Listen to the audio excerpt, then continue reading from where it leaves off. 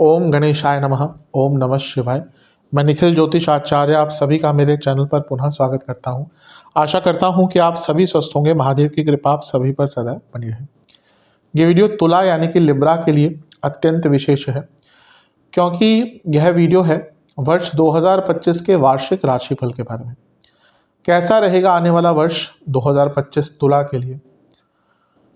वर्ष ऑब्वियसली एक बहुत बड़ा कालखंड है, इसलिए वार्षिक राशिफल भी एक मैक्रो लेवल पर ही दिया जा सकता है। ग्रहों की स्थितियां बदलती रहती हैं वर्ष पर। ग्रहों की अपनी स्थिति तो बदलती है, उनकी परस्पर भावों से संबंध, परस्पर ग्रहों से संबंध भी बदलते रहते हैं। तो इसी कारण से जैसे आपको पता ही है कि मेरे चैनल पर मासिक राशिफल, साप्ताहिक राशिफल आते ही हैं, लेकिन जो वार्षिक राशिफल है ये क्यों महत्वपूर्ण है कि जो पूरा आने वाला वर्ष है इसको हम किस नज़र से देखें। ग्रहों की ऊर्जा हमें किस डायरेक्शन में लेके जा रही है, क्या अच्छा हो सकता है, क्या बुरा हो सकता है, हमें किस चीज़ पर काम करना है, किस चीज़ से बच के रहना है। इन सारी चीज़ों को एक बृहत लेवल पर, एक मैक्रो लेवल पर जानने के लिए ये जो वर्ष है 2025 की, जो वार्षिक राशिफल है 2025 का, ये बहुत महत्वपूर्ण होगा। और यकीन मानिए कि जो वर्ष 2025 है, जैसे मैंने पहले भी एक दो बार बता चुका हूँ कि ये बहुत विशेष है, क्योंकि यहाँ पर चारों बड़े ग्रह राहु केतु बृहस्पति और शनिदेव ये सब राशि परिवर्तन कर रहे हैं और आसपास ही कर रहे हैं। 1-1.5 महीने के अंदर ही सबके राशि परिवर्तन हो रहे हैं। और बृहस्पति की चाल अतिचारी रहेगी, यानी कि वो बहुत तेज़ गति से भागेंगे और इस वर्ष वो 2 बार राशि बदलेंगे। ये भी बहुत आम चीज़ नहीं है, बहुत टाइम बाद ऐसा होता है कि बृहस्पति अतिचारी हो गए। इसी कारण से इस वर्ष में बहुत बदलाव होंगे और इस वार्षिक राशिफल को ऑर्गेनाइज करने के लिए मैंने इसको कुछ प्रमुख कालखंडों में बांट लिया है, कुछ प्रमुख पार्ट्स में बांट लिया है, कालखंड नहीं। पहला होगा सबसे महत्वपूर्ण चीज़ सेहत, दूसरा उससे सेकंड मोस्ट इम्पॉर्टेंट थिंग धन, कुछ विशेष भविष्यवाणियाँ मेरी तरफ से, विवाह के योग हैं कि नहीं है तो कब है, नौकरी कैसी रहेगी, करियर, बिजनेस, व्यापार, प्रेम संबंध कैसे रहेंगे, मैरिड लाइफ कैसी रहेगी, संतान के योग हैं कि नहीं है तो कब, कुछ सावधानियां मेरी तरफ से, विद्यार्थियों के लिए कैसा रहेगा। फिर हम उपाय की श्रेणी में चलेंगे, जहां पर 4 श्रेणी के उपाय होंगे। कुछ सामान्य उपाय, सेहत के लिए उपाय, धन व्यापार नौकरी के लिए उपाय और प्यार वैवाहिक जीवन के लिए उपाय। तो एक परिपूर्ण वार्षिक राशिफल होगा। क्योंकि वर्ष बहुत बड़ा है तो इसको मैं मेरी कोशिश है कि एक विस्तृत लेवल पर बनाया जाए ताकि एक अच्छी गाइडेंस आपको प्राप्त हो। पुनः समझाने का प्रयास रहेगा मेरा कि यदि आपकी लग्न राशि या चंद्र राशि तुला है, दोनों ही गाइडेंस के लिए इस राशिफल को देख सकते हैं। जहाँ से आप ज़्यादा रिलेट करते हैं वहाँ से इसको ऑब्जर्व कीजिए।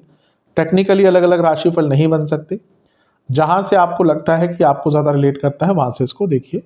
मेरा क्या मत है व्यक्तिगत कि लग्न राशि से देखेंगे तो अच्छा है। इनकेस आपको नहीं पता लग्न राशि तो चंद्र राशि से देख सकते हैं। तो शुरू करते हैं अत्यंत महत्वपूर्ण राशिफल। शुरुआत करेंगे सबसे महत्वपूर्ण चीज़ से, यानी कि सेहत, हेल्थ कैसी रहेगी।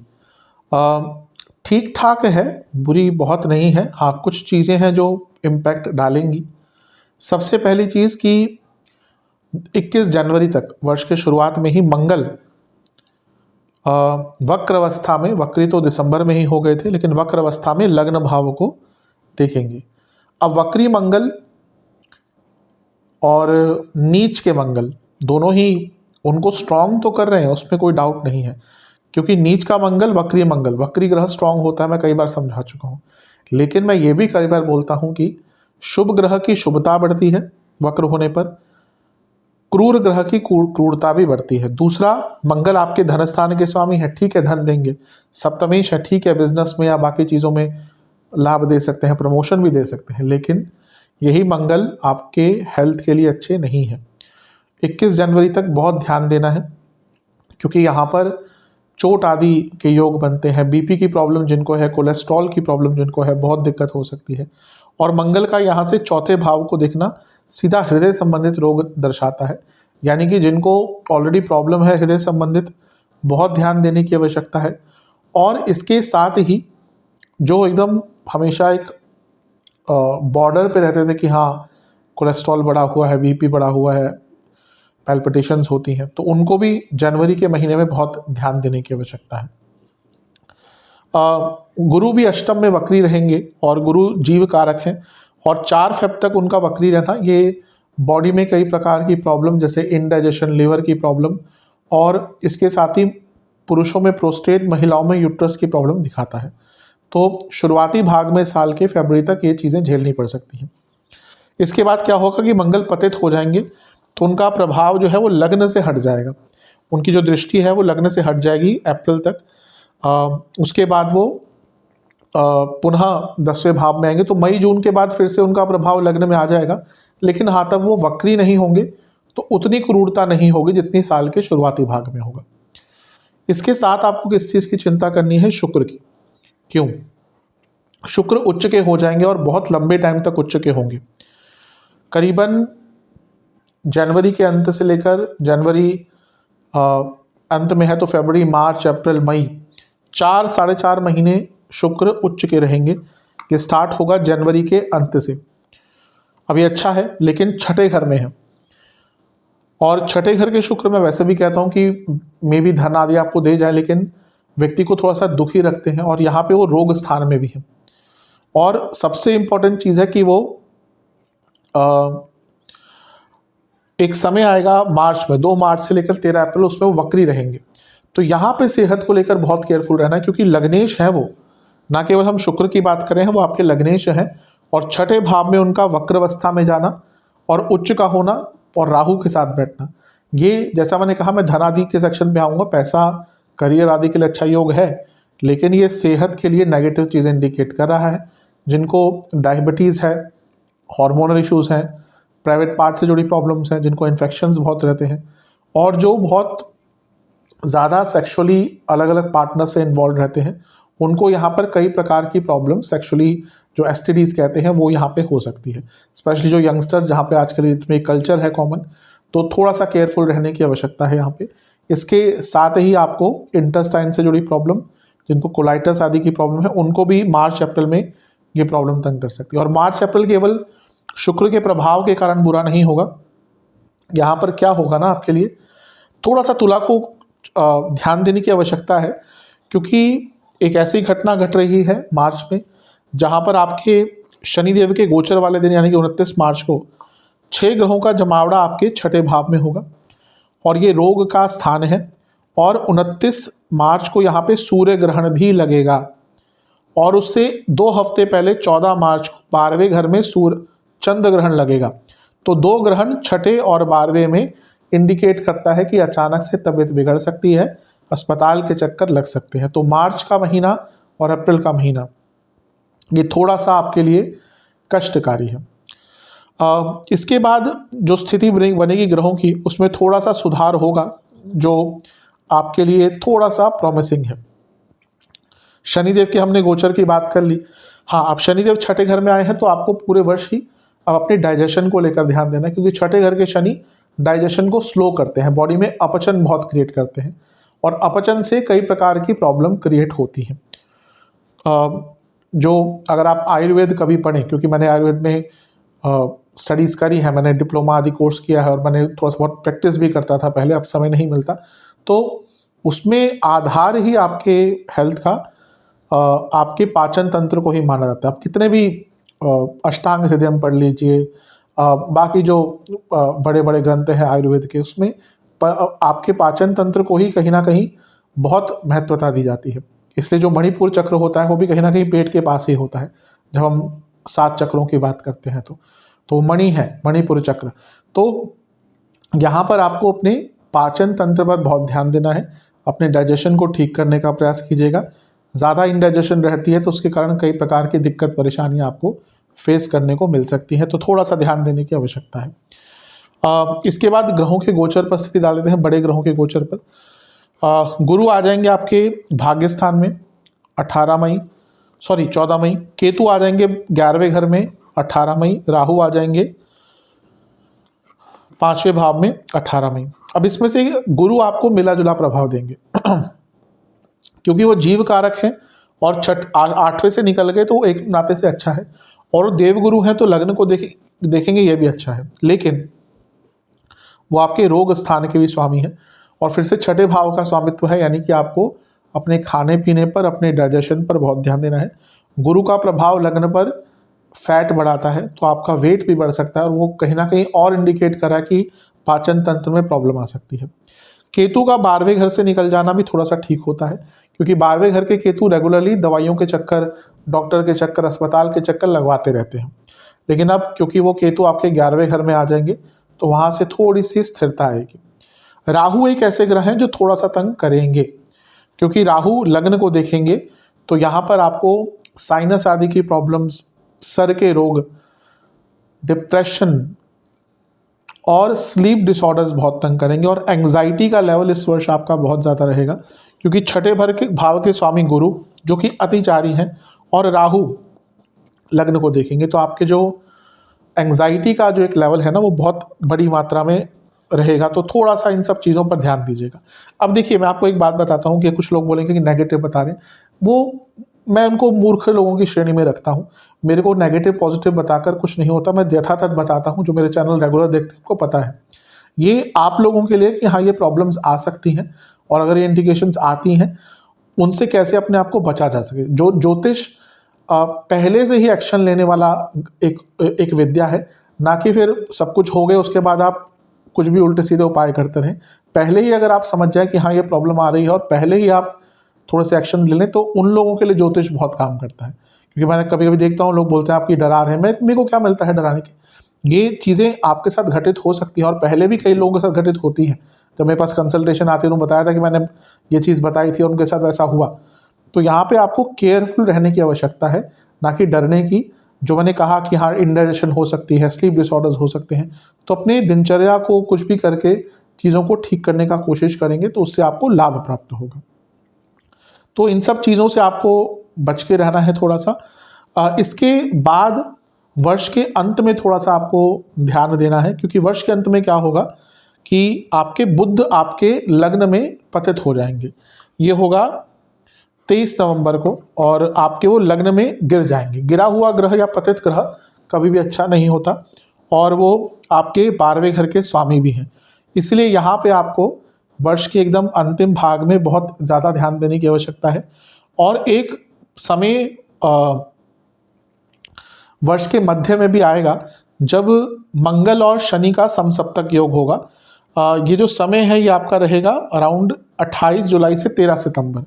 तो 12वें घर में शनि आपके होंगे मंगल और शनि होंगे छठे घर में। ये पीरियड भी आपका थोड़ा कष्टकारी जा सकता है। यहाँ पे इंजरीज और एक प्रकार से फिर से डाइजेशन की प्रॉब्लम्स आपको तंग कर सकती है और नसों के रोग बहुत तंग कर सकते हैं। और एक और समय होगा जब शुक्र और केतु का मिलन होगा। ये क्योंकि शुक्र आपके लग्नेश है, इसी कारणवश 15 सितंबर से 9 अक्टूबर ये भी टाइम है जब यहाँ पे आपके 11वें घर में केतु और शुक्र का मिलन होगा। यहाँ पे भी थोड़ी सी प्रॉब्लम्स आपको सेहत वाइज देखने को मिल सकती है। तो इन सारी ही चीज़ों पर ध्यान दीजिएगा। और क्या चीज़ थोड़ी सी तंग कर सकती है, मेरा आंकलन और एक्स्ट्रा क्या है, पुनः कहूँगा वाटर रिटेंशन की प्रॉब्लम, पेट के रोग बहुत तंग करेंगे इस वर्ष। पाचन तंत्र को अच्छा करने का प्रयास कीजिए। जिनको डायबिटीज़ है उनको डायबिटीज़ के कारण कई प्रकार के रोग होंगे। जो डायबिटीज़ के एकदम अर्श पे रहते थे हमेशा कि कभी भी डायबिटीज़ डायग्नोज हो सकती है, अगर आपने बिल्कुल भी प्रयत्न नहीं किए तो डायबिटीज़ आपको हो सकता है इस वर्ष डायग्नोज हो जाए। आँखों के रोग बहुत तंग करेंगे आपको। चेस्ट के एरिया के आसपास जो भी ऑर्गन्स हैं उसमें दिक्कत हो सकती है। हार्ट की प्रॉब्लम जिनको है रेगुलरली उनको बहुत ध्यान देने की आवश्यकता है। और स्किन के इश्यूज़ और नर्व्स के इश्यूज़ आपको इस वर्ष तंग कर सकते हैं। तो सारी ही चीज़ों पर आपको ध्यान देने की आवश्यकता है। चलते हैं धन की तरफ। धन के लिए वर्ष कैसा है? बहुत अच्छा है। वक्री मंगल 7 साल के शुरुआती भाग में 21 जनवरी तक देखेंगे लग्न भाव को। तो मैंने कहा ना कि भले ही हेल्थ के लिए अच्छे नहीं हो, लेकिन वक्री मंगल है तो स्ट्रांग है और वो आपके धन स्थान के स्वामी हैं। यानी कि वर्ष के शुरुआत में ही कोई रुका हुआ पैसा, रुका हुआ धन या करियर में बढ़ोतरी हो सकती है। इसके बाद मंगल पतित हो जाएंगे और वो भी भाग्य स्थान में जाएंगे। तो वो बताता है कि हाँ थोड़े कष्ट के साथ, क्योंकि पतित ग्रह होंगे, लेकिन भाग्य साथ देगा धन अर्जित करने के लिए। इसके साथ ही जैसे मैंने कहा शुक्र जनवरी के अंत से मई के अंत तक उच्च के रहेंगे, तो ये भी स्थिति पैसे प्राप्ति के लिए बहुत अच्छी होती है। और क्योंकि वो छठे भाव में है, यानी कि करियर में आगे बढ़ने का मौका, और राहु के साथ भी रहेंगे इस टाइम में, तो विदेश से भी पैसा आपको आने के योग बन जाते हैं। अब हम अगर बड़े ग्रहों के गोचर की बात करें तो उसकी विशेषता बहुत बढ़ रही है, क्योंकि धन तो आता हुआ बड़े मात्रा में दिख रहा है। शनि धन आपके छठे भाव में आ जाएंगे, जो कि अर्थ त्रिकोण होता है और वो आपके योग कारक हैं। तो स्पेसिफिकली जो लोग जॉब करते हैं उनको यहाँ पर बहुत आगे बढ़ने का अपने करियर में मौका मिलेगा और उनका धन बढ़ेगा। फिर हम बाकी ग्रहों की स्थिति की बात करें तो केतु 18 मई 11वें में, राहु 18 मई 5वें में, गुरु 14 मई 9वें में। अभी जो गुरु हैं ये पर्टिकुलरली धन के ही कारक होते हैं, भाग्य के कारक होते हैं। तो उनका लग्न को देखना, वो भी भाग्य स्थान में बैठकर, यानी कि भाग्य पूरा साथ देगा धन प्राप्ति के लिए, और धन के कारक भाग्य के कारक लग्न को देख रहे हैं। इससे गुरु का 9वें भाव में आना मात्र ही बहुत इंपॉर्टेंट होता है। आप देखेंगे ना कि गुरु हर करीबन 5 साल में आपके लग्न से संबंध बनाते हैं। जैसे फॉर एग्जांपल आज से करीबन 5 साल पहले वो कुंभ में थे, तो आपके लग्न को देख रहे थे अपनी त्रिकोणीय दृष्टि से। यहाँ पे जो सप्तम से देखते हैं तो उसको मैं वैसा नहीं मानता, क्योंकि जो बृहस्पति की त्रिकोणीय दृष्टि है या फिर लग्न पर में आना जो प्रभाव होता है वो ज़्यादा इंपॉर्टेंट होता है। तो जैसे आपके सप्तम में भी आएंगे 3 वर्ष बाद, लेकिन वो 7वीं दृष्टि होती है। फिर यहाँ पे आएंगे तो यहाँ पे होंगे तो 5वीं दृष्टि अपनी 9वीं दृष्टि से देखेंगे, और यहाँ पे आएंगे तो अपनी 5वीं दृष्टि से, त्रिकोणीय दृष्टि से देखेंगे।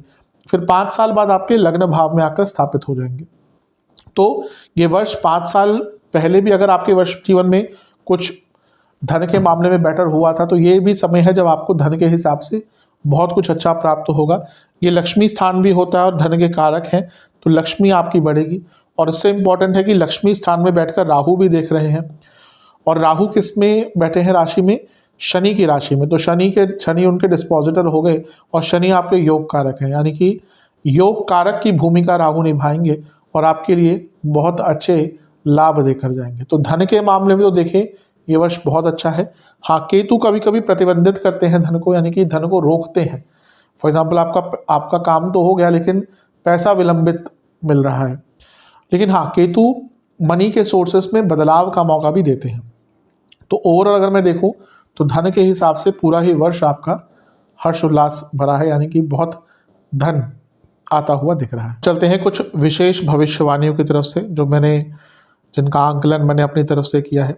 सबसे महत्वपूर्ण चीज़ है कि ये जो वर्ष है यहाँ पर शनि का गोचर छठे घर में है, और शनि आपके, जैसे मैंने कहा, योग कारक ग्रह है।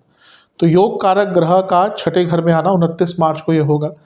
ये कर्मठता दिखाता है, यानी कि व्यक्ति को ना कर्म से परिपूर्ण रहना चाहिए। तो जितना कर्मठता दिखाएंगे उतना उसका लाभ मिलेगा, क्योंकि जैसा मैंने एक और चीज़ इंडिकेट करी कि ये राहु जो है ना, ये शनि का प्रभाव लेकर बैठेंगे, क्योंकि शनि की राशि में है। तो योग कारक है शनि, और पंचम भाव में बैठकर देख रहे हैं। और ये राहु जो है ये आपके लग्न को और नवम को कनेक्ट कर रहे हैं। तो भाग्य का भी साथ देगा, मेहनत का जो रिजल्ट है वो एकदम फास्ट मिलेगा। तो ये वर्ष कर्मठता का है, ये वर्ष शॉर्टकट्स ना लेने का है, ये वर्ष कहीं ना कहीं अपनी मेहनत दिखाने का है और मेहनत के रिजल्ट भी प्राप्त करने का है। दूसरी जो बहुत महत्वपूर्ण घटना होगी वो ये होगी कि केतु का प्रभाव आपके 11वें घर में आ जाएगा, और वो पिछले 3 साल से ये होगा मई में आपके लग्न और 12वें में गोचर कर रहे थे। केतु आध्यात्मिक उन्नति करते हैं, लेकिन कभी कभी क्या होता है ना, केतु व्यक्ति को बांध देते हैं। तो यहाँ पर जब केतु का प्रभाव आपके लग्न से तो पहले ही हट गया था, 12वें से भी हट जाएगा, तो एक प्रकार से नई चीज़ों को शुरू करने का मौका मिलेगा। जो आप प्लान तो कर रहे थे बहुत टाइम से, लेकिन ना कर नहीं पा रहे थे, तो ये केतु का जो बंधन मुक्त हो जाएगा आपका, तो आपके लिए बहुत अच्छा प्रभाव रहेगा। राहु का लग्न को देखना नया दृष्टिकोण देता है। राहु पंचम में नई परिभाषा जीवन की लिखते हैं, और गुरु का भी लग्न को देखना, और अतिचारी गुरु नहीं भूलना चाहिए, गुरु अतिचारी है, ये 2 बार राशि बदलेंगे, तो उनका भी लग्न भाव को देखना राहु के समेत, यानी कि जीवन बड़ा होने वाला है, बृहत विस्तृत और एक्सपैंड होने वाला है। तो ये वर्ष छोटी सोच का नहीं है, ये वर्ष बड़ी सोच का है। जो बड़ा सोचेगा वही बड़ा प्राप्त करेगा। ठीक है, सफलता असफलता बहुत हद तक सितारों पर निर्भर करती है। अब आपकी दशा अंतरदशा अच्छी चल रही है, कुंडली स्ट्रांग है, आपको सफलता बहुत आराम से मिल जाएगी। लेकिन वहीं आपकी कुंडली स्ट्रांग नहीं है, दशा अंतरदशा अच्छी नहीं है, तो मेहनत करेंगे तो सफलता उतनी नहीं मिलेगी। लेकिन ये वो वर्ष है, जैसे मैं कई बार कहता हूँ, ये जो बड़े ग्रह है ना, राहु केतु गुरु, शनि ये कभी कभी इवन दशा को भी ओवररूल कर सकते हैं, ये श्रेष्ठता है इनकी।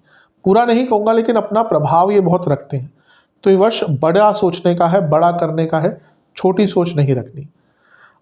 ये वर्ष थोड़ा सा धार्मिक प्रवृत्ति भी जागेगी बृहस्पति के कारण, क्योंकि वो अतिचारी होकर नवम भाव में बैठेंगे, लग्न को देखेंगे। बहुत इच्छाएं आपकी पूरी होंगी इस वर्ष, और इमोशनली लोगों से, ऐसे लोगों से दूर होने का सामर्थ्य रखेंगे जो आपको तंग करते हैं।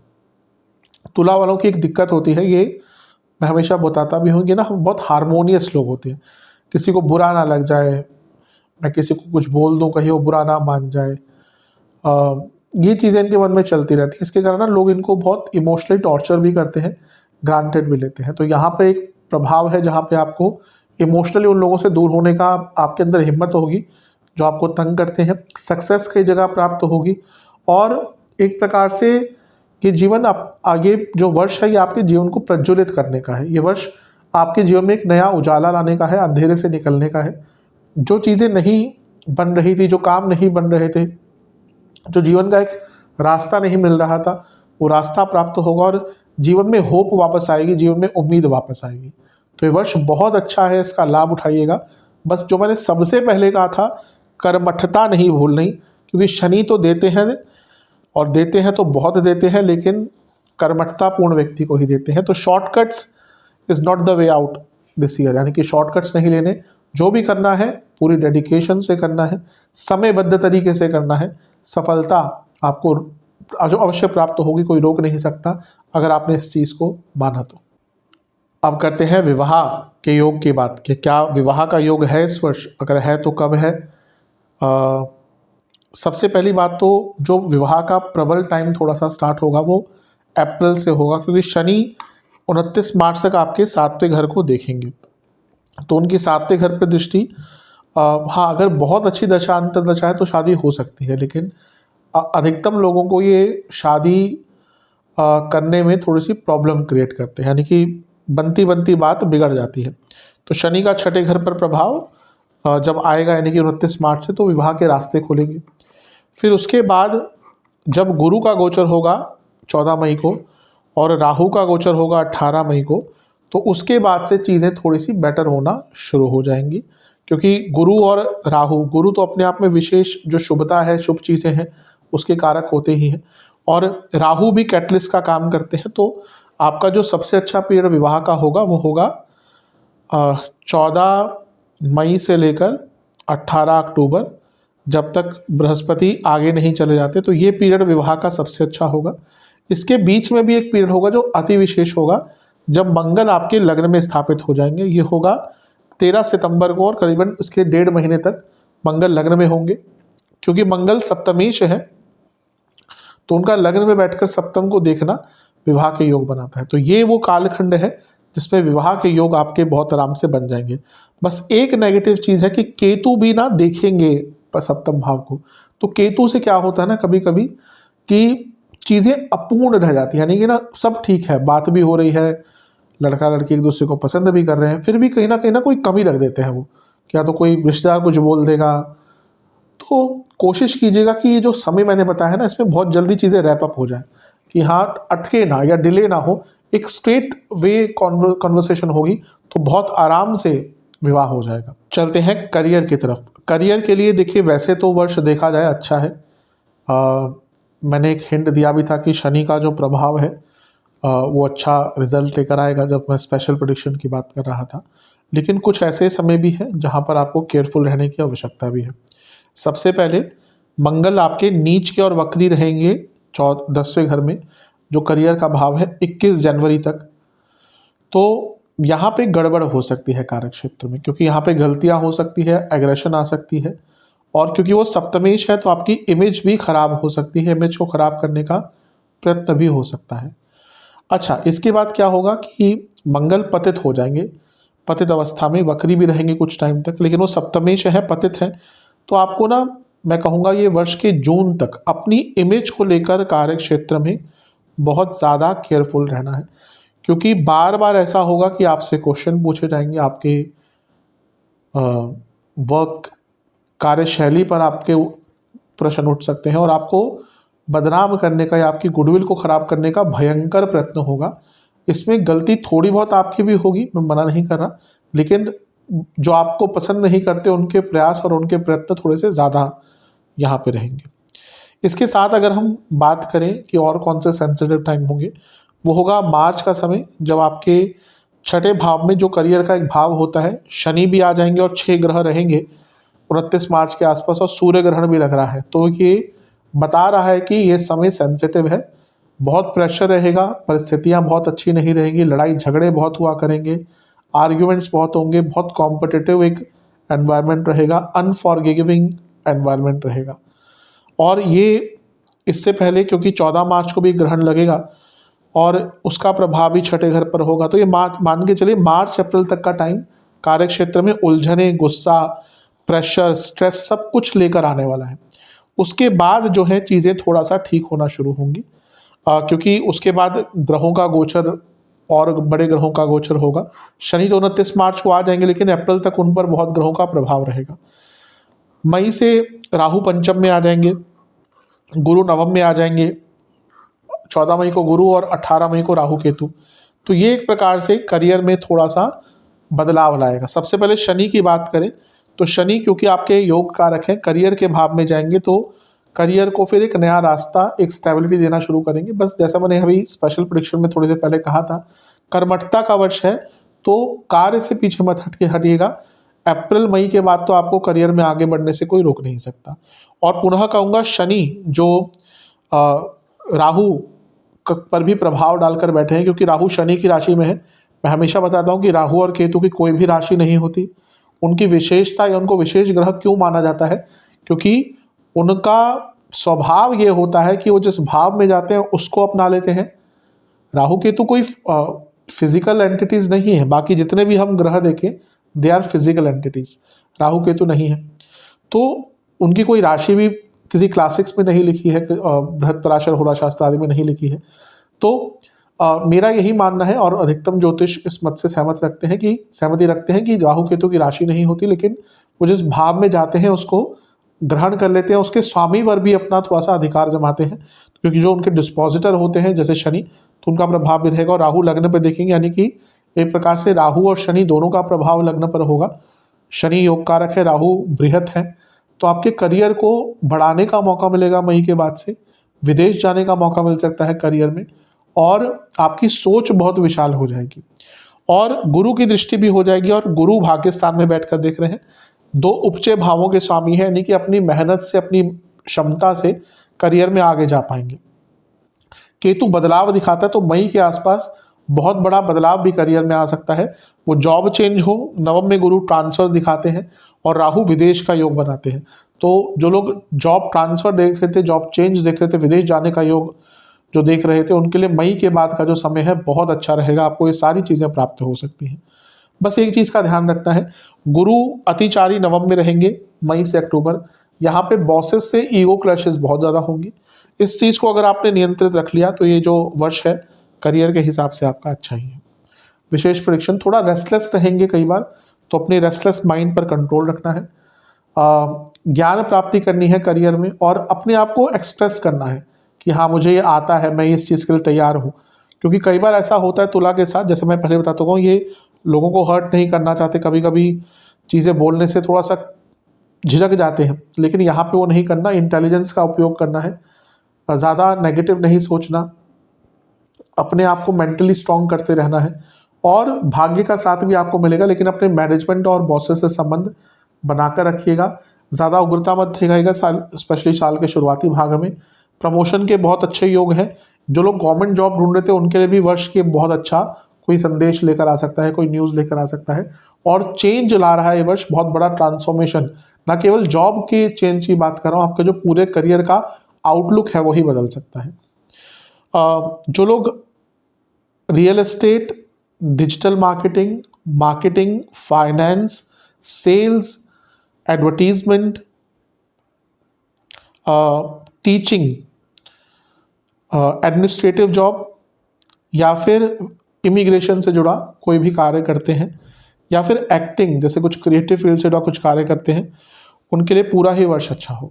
चलते हैं बिजनेस की तरफ। क्या जो लोग व्यापार करते हैं उनके लिए वर्ष कैसा रहेगा? शुरुआती भाग कठिन रहेगा। कारण क्या है कि एक तो शनि मार्च तक अपने नीच की राशि को देखेंगे जो सप्तम भाव है, लंबे समय से देख रहे हैं, योग कारक है तो अच्छा रिजल्ट भी देते हैं, लेकिन ईजी कुछ नहीं रहा होगा पिछले 2 साल में। पैसा भी कमाया होगा, काम भी बड़ा होगा, तो बहुत परिश्रम से, और जिनकी दशा खराब चल रही थी उनके लिए तो बहुत कठिनाइयाँ आई होंगी। और साल के शुरुआत में गुरु भी वक्री हैं जो कारक हैं बिजनेस के, मंगल भी वक्री रहेंगे जो सप्तमेश, और वो पतित भी हो जाएंगे 21 जनवरी से। तो जनवरी से लेकर अप्रैल तक का टाइम बहुत अच्छा नहीं है।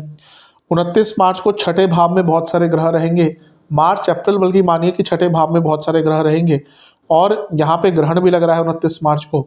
ये छठा भाव जो है वो सप्तम से 12वां है, और एक ग्रहण 14 मार्च को लगेगा जो सप्तम से छठा भाव है। यानी कि ये पूरा ही मार्च अप्रैल का वर्ष का जो समय है वर्ष का, ये बिजनेस में बहुत कठिन रहेगा।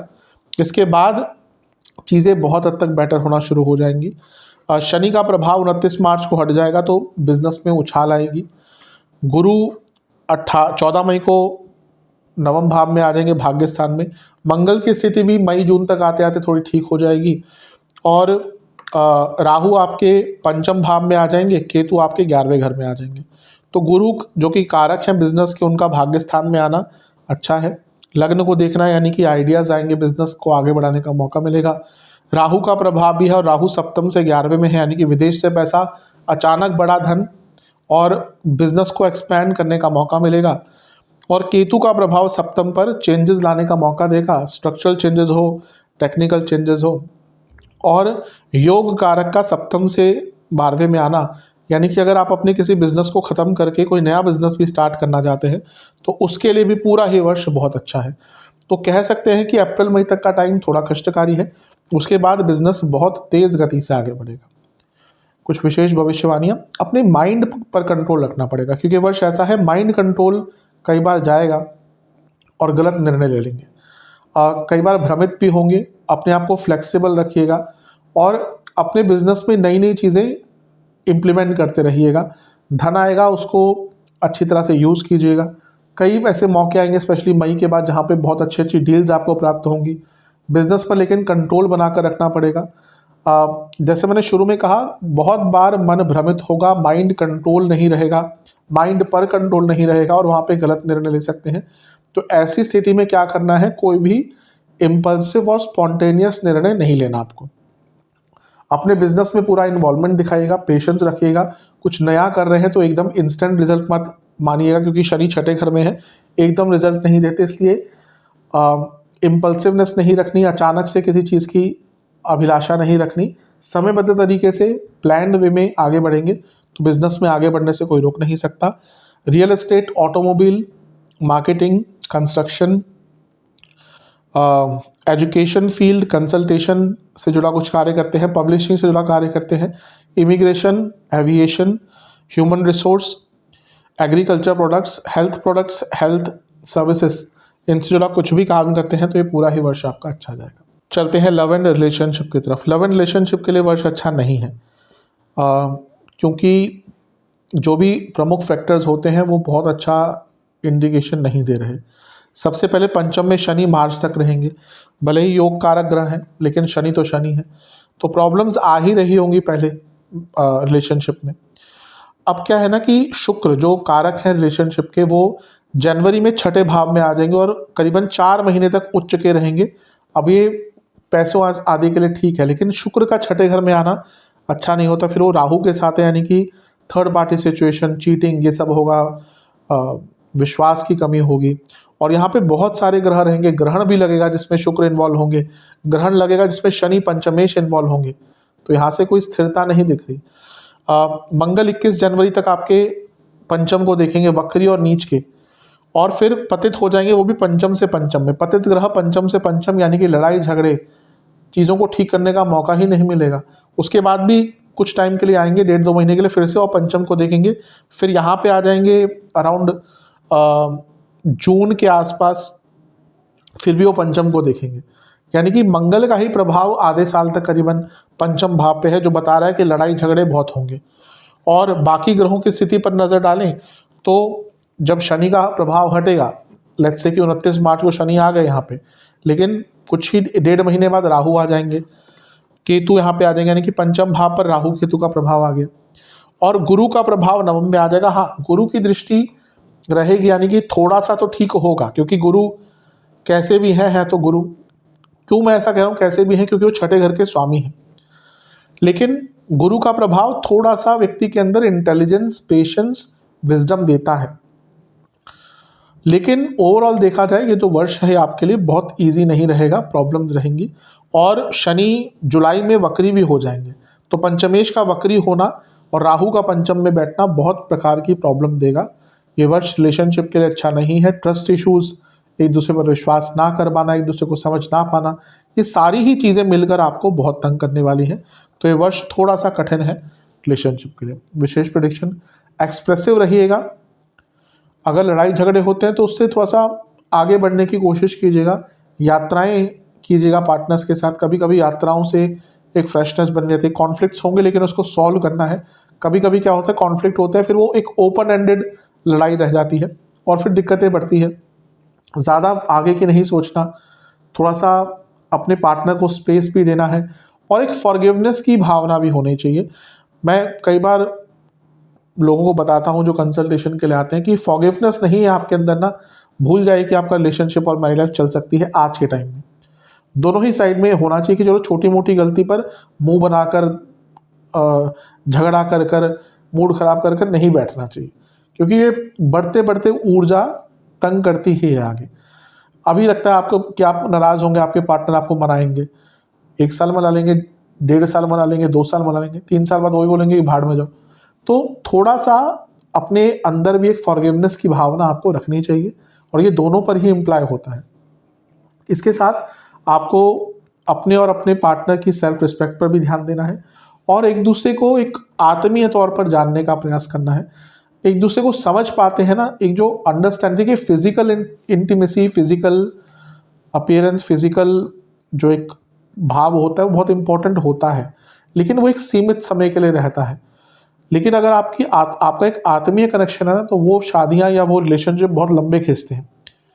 तो यहाँ पर एक सोल कनेक्शन बनाने की कोशिश करेंगे अपने पार्टनर से, तो अच्छा रहेगा। चलते हैं वैवाहिक जीवन की तरफ। और वैवाहिक जीवन के लिए देखिए चीज़ें थोड़ी बेटर होंगी, लेकिन पूरी तरह से या पूर्णतः ठीक नहीं होंगी। अभी क्या है कि पिछले 2 साल से शनिदेव का प्रभाव सप्तम पर था, तीसरी दृष्टि, तो बहुत प्रॉब्लम्स आई होंगी। शनिदेव का प्रभाव भी था, और अगर हम थोड़ा सा और अतीत में जाते हैं तो राहु भी आपके सप्तम में बैठे हुए थे नवंबर 2023 तक, अप्रैल 2022 से नवंबर 2023 तक। क्योंकि मुझे याद है कि वो टाइम था जब मेरे पास सबसे ज़्यादा डाइवोर्स के या मैरिड लाइफ के प्रॉब्लम्स के केसेस आ रहे थे, वो मेष और तुला के आ रहे थे। तो यहाँ पे शनिदेव का प्रभाव कम हो जाएगा इस वर्ष 29 मार्च के बाद से, तो चीज़ें ठीक होंगी। हाँ, पहले से काफ़ी बेटरमेंट आएगा, इसमें कोई डाउट नहीं है। लेकिन अगर हम मंगल की स्थिति देखें ना, मंगल सप्तमेश है, तो उनकी स्थिति इंपॉर्टेंट होती है। तो नीच के रहेंगे, वक्री रहेंगे, फिर पतित हो जाएंगे जनवरी से लेकर अप्रैल तक, फिर यहाँ पे आएंगे, फिर नीच के रहेंगे, फिर इसके बाद उनका प्रभाव 11वें घर में आएगा। यहाँ पे वो केतु के साथ युति बनाएंगे, अंगारक दोष सप्तमेश। फिर उसके बाद वो देखें तो करीबन जुलाई में 12वें घर में आ जाएंगे। फिर यहाँ से उनकी मंगल दोष की जर्नी स्टार्ट होगी। यहाँ से मंगल दोष जुलाई से लगेगा, फिर यहाँ पे भी मंगल दोष, यहाँ पे भी मंगल दोष। तो सप्तमेश की ही स्थिति इतनी डामाडोल है, तो बाकी ग्रह क्या ही सपोर्ट कर लेंगे। शनि का प्रभाव हट जाएगा तो कितना ही फर्क आ जाएगा। तो ये वर्ष बहुत ईजी नहीं रहेगा। इस वर्ष लड़ाई झगड़े बड़ी मात्रा में होंगे, क्योंकि मंगल का प्रभाव ऐसा है, इन लॉस के कारण प्रॉब्लम हो, वर्क प्रेशर घर पे प्रभाव डालना हो, एक दूसरे पर बिना किसी कारण के गुस्सा, यानी कि कहीं और का गुस्सा अपने पार्टनर पर निकालना हो, ये सारी चीज़ें इस वर्ष बहुत रहेंगी। हमने शनिदेव की बात कर ली कि 29 मार्च को वो हटा देंगे प्रभाव। राहु यहाँ पे 18 मई को आ जाएंगे, केतु यहाँ पे 18 मई को आ जाएंगे, गुरु तो यहाँ पे ऑलरेडी मैं दिखा रहा 14 मई को आ जाएंगे। अब इसमें से केतु एक ग्रह है जो और प्रॉब्लम क्रिएट करेंगे, क्योंकि शनि की तरह केतु भी दूर करते हैं। तो इसलिए शनि का प्रभाव जहाँ हटा 29 मार्च को, 1.5 महीने बाद केतु का प्रभाव आ गया। और मंगल की स्थिति मैंने कहा बहुत अंत तक वर्ष के बहुत अच्छी नहीं है, और आपके छठे भाव में जो सप्तम से 12वां है, यहाँ पे भी ग्रहण लगेगा। इसमें शुक्र इन्वॉल्व हो जाएंगे जो कारक हैं विवाह के, वो ग्रहण युक्त होंगे, बाकी जो ग्रहण लग रहा है सूर्य का उस पर उनका प्रभाव होगा। तो मार्च अप्रैल भी बहुत कठिन महीना है। ऑलरेडी जिनकी मैरिड लाइफ में बहुत प्रॉब्लम चल रही है, कई लोग तो डाइवोर्स की तरफ जाएंगे मार्च अप्रैल में भी। तो ये वर्ष मुझे बहुत अच्छा नहीं दिख रहा। शनिदेव के कारण प्रॉब्लम ऑलरेडी आ रही होंगी, और अब ये जो बाकी स्थिति है ग्रहों की, ये भी अच्छा इंडिकेशन नहीं है। शांत रहेगा, विशेष प्रेडिक्शन शांत रहिएगा, और कई बातों को ना अपने मन में भी रख सकते हैं। कभी कभी क्या होता है ना, हम कुछ बातें अपने मन में ही रख लेना तो बहस नहीं होती, और कभी कभी हमारा इंट्यूशन भी बताता है कि ये टॉपिक ना मन नहीं छेड़ना, नहीं छेड़ना, नहीं छेड़ना, फिर भी हम वो बात छेड़ देते हैं और फिर लड़ाई झगड़े होते हैं। फॉरगिवनेस रखिएगा, यानी कि माफ़ करने की क्षमता रखिएगा, और ट्रस्ट पर बहुत काम करना है, क्योंकि कहीं ना कहीं ट्रस्ट की प्रॉब्लम तो इस वर्ष रहेगी। काफ़ी दिक्कत आ सकती है ट्रस्ट के कारण। अपने मन घड़ंत बातें मत बनाइएगा। कोई चीज़ अगर पता चलती है तो कंक्लूजन पे मत पहुंचेगा, अपने लाइफ पार्टनर को पूछे बिना। थोड़ा सा रोमांटिक रहिएगा अगर कुछ ऐसे मौके आते हैं तो। और सेपरेशन की बात बेफिजूल में मत छेड़िएगा, क्योंकि कभी कभी क्या होता है ना कि जैसे लड़ाई झगड़ा हुआ, फिर गुस्सा होता है उसमें। अब शास्त्र क्या कहते हैं, गीता क्या कहती है कि जब गुस्सा आता है तो हमारी अपनी जो इंद्रियां हैं वो हमारे बस से बाहर चले जाती है, हम हमारी सोचने की क्षमता क्षीण हो जाती है। तो गुस्से में हम, कई बार मैंने देखा है कपल्स, गुस्सा आता है, बहुत लड़ाई झगड़े डाइवोर्स के लिए लेते हैं, और वो गुस्से का वेग इतना होता है ना, लोग सोचते भी नहीं है इसका प्रभाव क्या पड़ सकता है, फिर वहाँ से चीज़ें वापस नहीं आ पाती। तो यहाँ पर वो अगर लड़ाई झगड़े हो भी रहे तो टाइम दीजिए, और वो सेपरेशन तक एकदम मत जाइएगा। अलग होना ठीक है, आज प्रोविजंस हैं कानून में, लेकिन उसके बाद भी कोई स्थिति बहुत अच्छी नहीं रहती। अगर आपको ऐसा नहीं कि एक पार्टनर अच्छे नहीं मिले तो दूसरे पार्टनर भी अच्छे ही मिल जाएंगे। कई बार मेरे पास प्रश्न आते हैं कि मेरी फर्स्ट मैरिज अच्छी नहीं हुई, क्या सेकंड मैरिज अच्छी होगी? तो उनको मैं कभी कभी तो होता है कि बहुत अच्छा दिखता है, कभी कभी उनको बहुत दुख से बताना पड़ता है कि नहीं, सेकंड मैरिज भी आपकी अच्छी नहीं है। तो यहाँ पे आपको जल्दबाजी से बचना है। और एक और चीज़ कहूँगा, अपने आप को भी प्यार कीजिएगा। कभी कभी क्या होता है ना, ये मैं तुला के लिए बहुत बार बोलता हूँ, they don't know self love. उसके कारण क्या होता है ना, कभी कभी वो इतना गिविंग हो जाते हैं कि उनका फ्रस्ट्रेशन इस तरह से निकलता है कि वो संबंधों को अंत करता है। तो इन सारी ही चीज़ों पर आपको ध्यान देना है। बात करते हैं संतान योग है कि नहीं है। संतान योग है, लेकिन थोड़े से ना कष्ट भी है। सबसे पहले तो साल का शुरुआती भाग है, मार्च अप्रैल तक तो बहुत कठिन रहेगा। शनि यहाँ पे रहेंगे, मंगल की दृष्टि रहेगी जनवरी के अंत तक, गुरु भी वक्री रहेंगे फरवरी तक, फिर मंगल पतित हो जाएंगे पंचम से पंचम में। उसके बाद भी हम देखें, शनि क्योंकि पंचमे से हैं तो वो छठे भाव में आ जाएंगे 29 मार्च को। ग्रहण युक्त हो जाएंगे, बहुत सारे ग्रहों का प्रभाव होगा। ग्रहण युक्त मतलब कि ग्रहण शनि पे नहीं लेकिन सूर्य पे लगेगा, लेकिन साथ में होंगे वो। तो अप्रैल तक, मई तक बहुत अच्छा योग नहीं है।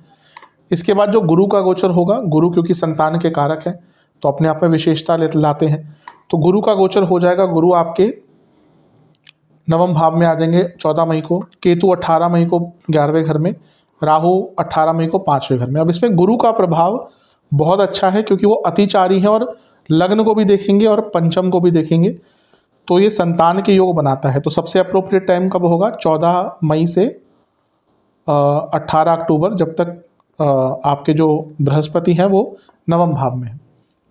प्रॉब्लम मैंने क्या कहा ना शुरू में कि ईजी नहीं रहेगा, क्योंकि पंचमेश शनि छठे घर में है जो प्रॉब्लम दिखाता है, और राहु केतु में फंस गया पंचम भाव, तो इजी कंसीविंग नहीं रहेगी। अब जिनकी कुंडली बहुत अच्छी है, बहुत स्ट्रांग है, यंग है, उनके लिए बहुत प्रॉब्लम नहीं आएगी।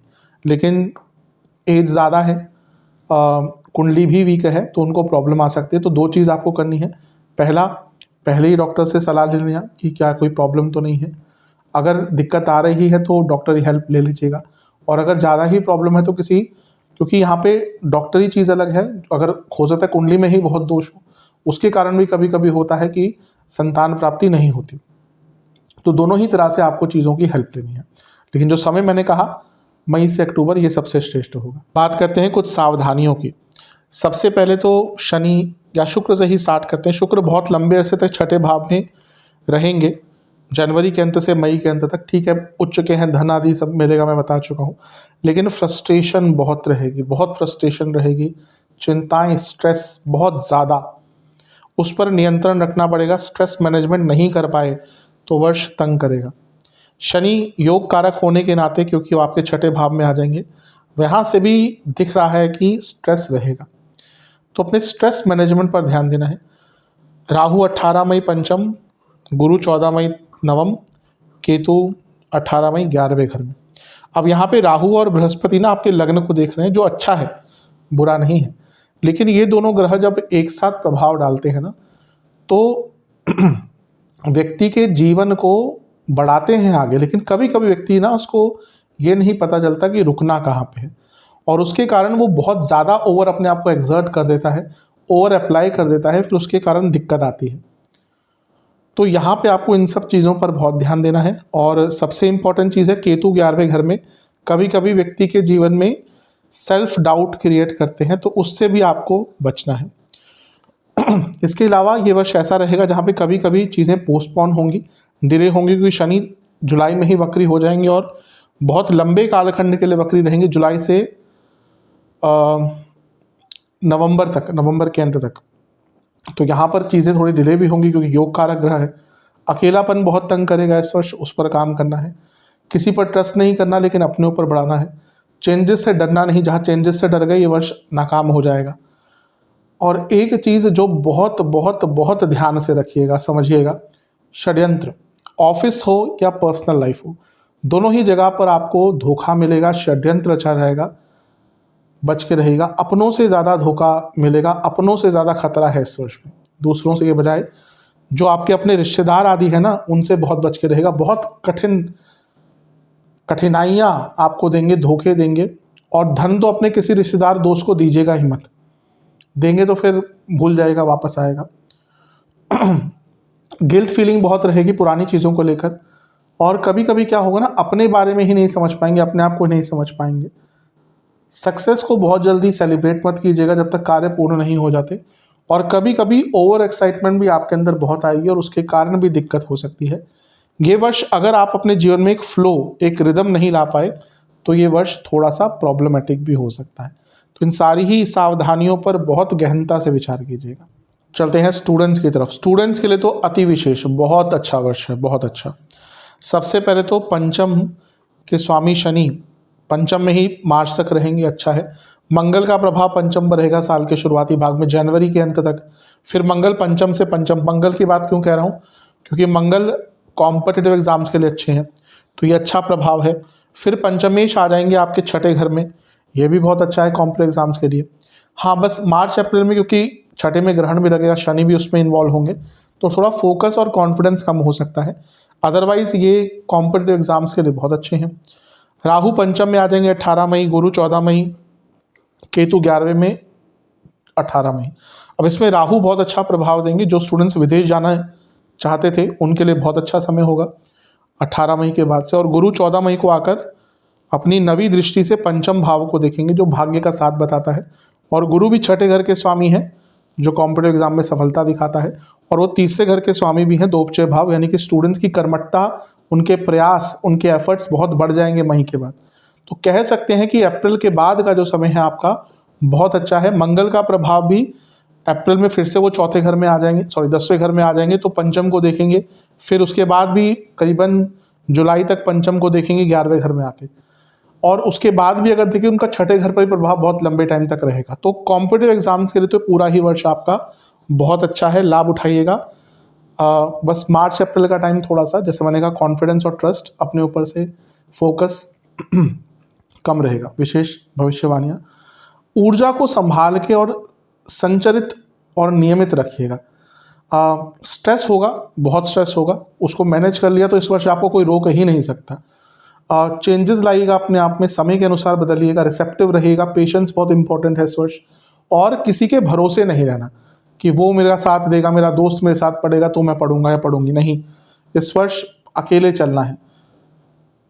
जैसे एक बंगाल का एक बहुत अच्छा गीत है, एकला चलो रे, तो उसी प्रकार से आपको इस वर्ष अकेला चलना है, किसी के ऊपर निर्भर नहीं रहना। शांत रहिएगा, ऊर्जा को बचाकर रखिएगा, क्योंकि ऊर्जा ज़्यादा होगी मंगल के कारण, शनि के कारण। लेकिन क्योंकि बच्चे होते हैं, छोटे होते हैं, तो ऊर्जा नष्ट भी होती है। कई प्रकार की चीज़ों में ऊर्जा बच्चे नष्ट करते हैं, तो अपना ध्यान रखिएगा। रिबेलियस नहीं रहना, मैनेज करके रहेंगे ना तो बहुत अच्छा वर्ष जाएगा। क्योंकि स्ट्रेस तो रहेगा, वर्क भी ज़्यादा रहेगा, लेकिन अगर मैनेज नहीं कर पाए तो यही चीज़ें बर्डन लगेंगी और फिर सब कुछ अव्यवस्थित हो जाएगा। तो इन सारी ही चीज़ों पर ध्यान दीजिएगा। अब उपाय की बात करते हैं। ये सामान्य उपाय की जो श्रेणी है ये आपको 4 शुक्रवार करनी है और ये कभी भी कर सकते हैं, जब भी वीडियो देखें उसके अगले शुक्रवार से स्टार्ट कर सकते हैं, लेकिन 4 शुक्रवार इनको आपको करना है। क्या उपाय है? आपको दुर्गा जी की उपासना करनी है। पहले जैसे आप करते हैं नियमित तौर से वैसे कीजिए। फिर दुर्गा जी को 3 प्रकार के पुष्प अर्पण कीजिए, 3 प्रकार के फल अर्पण कीजिए और एक पुष्प की माला गुलाब की अर्पण कीजिए। फिर उनको गुड़ के बने किसी भी प्रसाद का भोग लगाइए, 8 घी के दिए अर्पण कीजिए और फिर वहीं पर बैठकर दुर्गा जी के सामने बैठकर दुर्गा चालीसा का 8 बार पाठ कीजिए और इसी दिन दुर्गा चालीसा की कुछ पुस्तकों का भी वितरण करें, दान करें दुर्गा मंदिर में। और दूसरा उपाय क्या है? आपको किसी भी ओल्ड एज होम में, वृद्धाश्रम में या तो कपड़े या खाने का सामान या दक्षिणा जो भी है आपको दान में देनी है। ये 2 उपाय आपको 4 शुक्रवार करना है। ये सभी के लिए है, एक सामान्य तौर पर सकारात्मकता इससे जीवन में आएगी। अब उपाय की बात करते हैं। ये उपाय आपको 4 सोमवार करना है सेहत के लिए। सबसे पहले शिव मंदिर जाइएगा, पूरे शिव परिवार का गंगा जल से अभिषेक कीजिएगा। फिर शिवलिंग का शुद्ध दूध से अभिषेक कीजिएगा। जब शुद्ध दूध से अभिषेक कर रहे होंगे तो महामृत्युंजय मंत्र का जाप कीजिएगा और उसके बाद महादेव को 2 प्रकार के फूल और 2 प्रकार के मिठाई का भोग लगाकर कोई सफ़ेद पुष्प की माला अर्पण कीजिएगा, बेलपत्र अर्पण कीजिएगा 11 या 21। फिर वहाँ पर आपको 4 घी के दिए अर्पण करने हैं महादेव जी के सामने और वहीं पर बैठकर आपको ओम त्र्यंबकाय नमः मंत्र का 108 बार जाप करना है और मंदिर में कुछ दक्षिणा देके आनी है। ये उपाय कर लेंगे, अवश्य सेहत ठीक रहेगी। बात करते हैं कि धन, व्यापार, नौकरी सब में स्थिरता बनी है तो क्या करना है। ये उपाय आपको 2 पूर्णिमा करने हैं। लक्ष्मी जी की पूजा कीजिएगा जैसे आप करते हैं। उसके बाद लक्ष्मी जी को कमल का फूल, गुलाब के फूल अर्पण कीजिएगा। एक कमल का फूल और कुछ गुलाब के फूल, गुलाब के पुष्प की माला अर्पण कर सकते हैं। एक मीठा पान चढ़ाइएगा लक्ष्मी माता को। 2 सफ़ेद मिठाइयों का भोग लगाइएगा। फिर वहीं पर बैठकर आपको ओम शुभ लक्षणाय नमः मंत्र का 108 बार जाप करना है। ये उपाय कर लेंगे तो अधिकतम जो धन से संबंधित कार्य हैं आपके वो आगे बढ़ेंगे, उसमें स्थिरता आएगी। अब बात करते हैं प्यार वैवाहिक जीवन को बना के रखा जाए तो उसके लिए क्या उपाय करें। सबसे पहला उपाय ये आपको 2 अमावस्या करना है। किसी भी दुर्गा जी के मंदिर में 2 नारियल चढ़ाने हैं, यानी कि 4 नारियल टोटल हो गए, एक अमावस्या को, एक दूसरे अमावस्या को। जो एक नारियल है उसमें आपको सिंदूर का तिलक लगाना है, दूसरा जो नारियल है उसमें आपको अष्टगंध का तिलक लगाना है और इन नारियल को आपको दुर्गा जी के मंदिर में अर्पण करना है। दूसरा उपाय है शिव मंदिर जाकर, ये भी अमावस्या को ही करना है, शिवलिंग का और पार्वती माता का पंचामृत से अभिषेक कर कर, फिर जल से अभिषेक कर कर वहाँ पर 4 तिल के तेल के दिए अर्पण कीजिएगा और वहीं पर बैठकर आपको ओम शिव शक्ति स्वरूपाय नमः मंत्र का 108 बार जाप करना है। गौरी चालीसा और शिव चालीसा का 2-2 बार पाठ करना है। ये उपाय कर लेंगे, अधिकतम जो प्रॉब्लम है वो अवश्य कम होगी। आशा करता हूँ कि वीडियो आपके काम आएगी। चैनल पर नए हैं सब्सक्राइब कीजिए, वीडियो को लाइक कीजिए। मिलता हूँ आप सभी से अगले वीडियो में, तब तक के लिए ओम नमः शिवाय।